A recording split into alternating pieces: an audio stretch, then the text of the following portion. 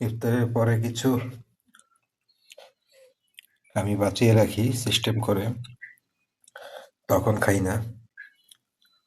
কারণ আমাদের এখানে আবার সাহারির সময় একেবারে ডিরেক্ট খাওয়া হয়, মাঝখানে কোনো ধরনের খাবারের ব্যবস্থা রাখা হয় না। এই জন্য আর কি ইফতারের পরে আর কোনো ধরনের খাবারের আয়োজন করা হয় না। ওই জন্য ইফতার থেকে কিছু আমি রেখে দেই, এটা খেয়ে তারপর একেবারে সাহারিতে একসঙ্গে খাই। মাঝখানে আর কোনো ধরনের খাবার দাবারের ব্যবস্থা করা হয় না।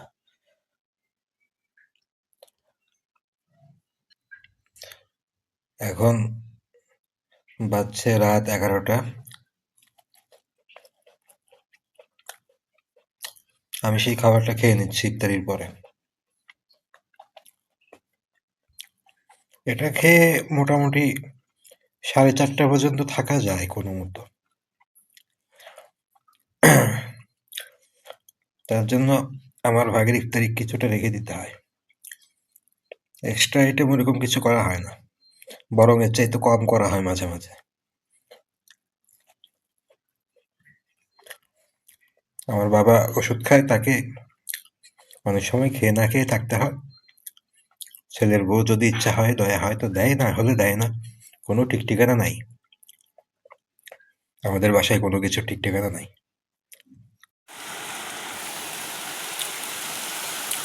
যেটা ভাবছিলাম ঠিক সেটাই।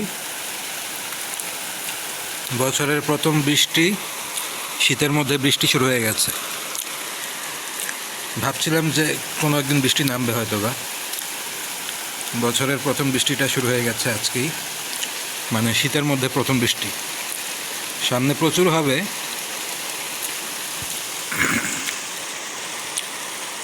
কিন্তু শুরু হয়ে গেছে আজকে থেকে বৃষ্টি। একটু আগে নাকি ভূমিকম্প হয়েছে শুনলাম, এখন শুরু হয়ে গেল বৃষ্টি। আজকে কি শীত বেশি হবে নাকি বর্ষা শুরু হয়ে যাচ্ছে বুঝতে পারছি না। এত আগে বৃষ্টিটা না নামলেও হতো। বাইরে হালকা হালকা বৃষ্টি হচ্ছে, বেশিক্ষণ হয়নি, 20 মিনিটের মতো হবে। কিন্তু এই বৃষ্টির ব্যাপারে যতটা এক্সাইটেড হওয়া উচিত বা যতটা খুশি মানুষ হয়, আমি অতটা এক্সাইটেড হতে পারছি না। আমার কাছে বৃষ্টি ব্যাপারটা যতটা না আনন্দের, তার চাইতে বেশি একটা বিপদের মতো, অশনি সংকেতের মতো। এর পেছনে কারণ আছে। কারণটা হচ্ছে, এই যে বৃষ্টিটা আজকে হলো, তার মানে হচ্ছে এটা একটা জিনিসের বিগিনিং, মানে মাত্র শুরু হচ্ছে। তার মানে শীত অফিসিয়ালি চলে যাচ্ছে আজকে থেকে, সামনে শুরু হতে যাচ্ছে বর্ষাকাল, এবং লাগাতার এখন থেকে বৃষ্টি হতেই থাকবে। এবং এই যে বৃষ্টি হবে, এখানে তো ব্যাপারটা শুধু বৃষ্টির না, আর বৃষ্টির সাথে আমার কোনো দুশ্মনীও নাই। তবে একটা জিনিস আমার কাছে খারাপ লাগে, আহ, বৃষ্টির সঙ্গে বিদ্যুতের একটা প্রেম আছে।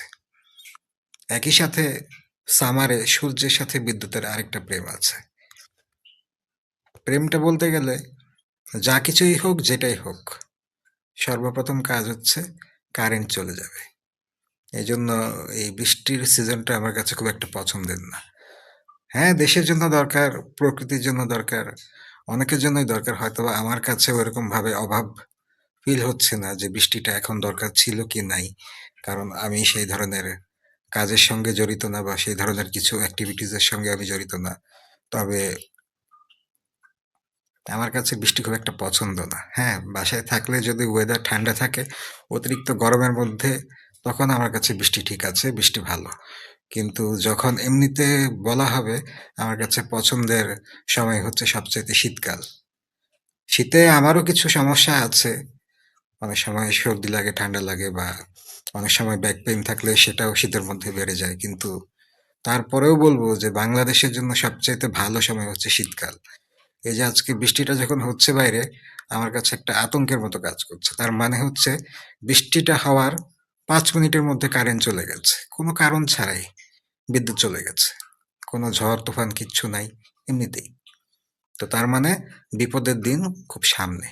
এখন কথায় কথায় কারেন্ট যাবে, কথায় কথায় বৃষ্টি হবে, এবং বিদ্যুতের সঙ্গে বৃষ্টির যেরকম একটা অবৈধ বা বৈধ বা যেরকমই হোক এক ধরনের মেলামেশা আছে, ঠিক একইভাবে ওই গরমের সঙ্গেও বিদ্যুতের একটা মেলামেশা আছে। এই ২ জনের যে প্রেমটা, এই প্রেমের বন্ডিং আমার কাছে কখনোই খুব ভালো লাগে না।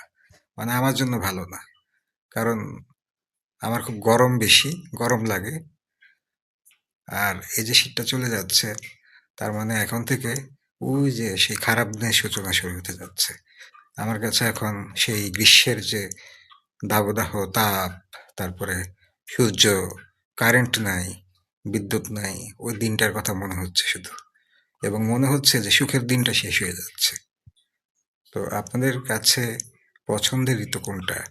আপনারা কোনটা পছন্দ করেন? কোন সময়টাকে আপনারা চান যে ১২ মাস হিসেবে রাখা যেতে পারলে খুব ভালো হতো?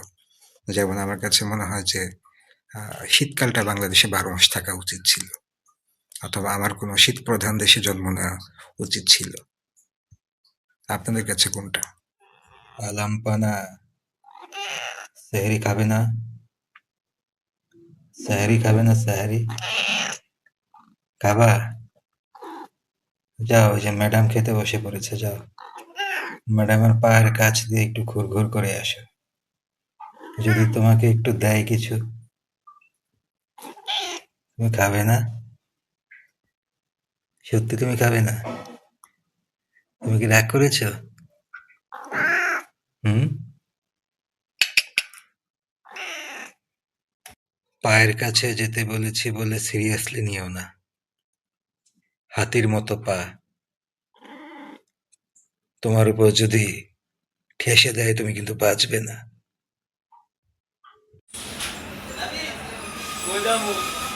আবে আবার কিছু বেশি খাবে?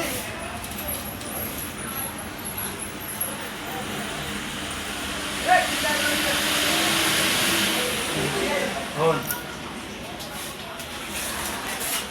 ব্লেড নিতে এক প্যাকেট। এক প্যাকেট না দুইটা দেবো। দুইটা হইলে